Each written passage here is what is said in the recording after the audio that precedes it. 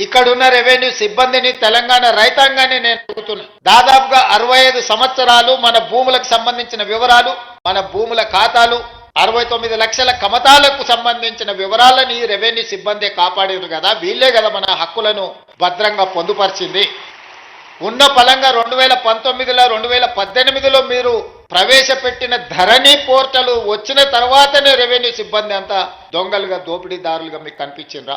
ఎక్కడైనా మంచోళ్ళు ఉంటారు, చెడ్డోళ్ళు ఉంటారు. సమాజంలో 2%, 3%, 5%, 10%, అది రెవెన్యూ కావచ్చు, పంచాయతీరాజ్ కావచ్చు, ఇతర ఏ శాఖలో కావచ్చు, రాజకీయాలలో కావచ్చు, కొంతమంది చెడ్డవాళ్ళు ఉండొచ్చు. అంత మాత్రాన మొత్తం వ్యవస్థని మనం తప్పుపడతామా? చెడ్డవాళ్ళుగా ఉన్న వాళ్ళని శిక్షించుకుంటూ వాళ్ళ అవకాశాలు తగ్గించుకుంటూ శాఖలను ప్రక్షాళన చేసుకుంటూ ముందుకు వెళ్ళాలి.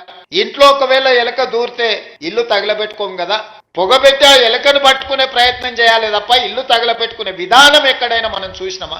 మరి గత ప్రభుత్వం మిమ్మల్ని దోషులుగా, మిమ్మల్ని బూచీగా చూపించి చట్టాలను మార్చి, ఆ చట్టాలను కొద్ది మందికే చుట్టాలుగా మార్చి వేలాది ఎకరాలను కొల్లగొట్టే ప్రయత్నం జరిగిన మాట వాస్తవం కాదా?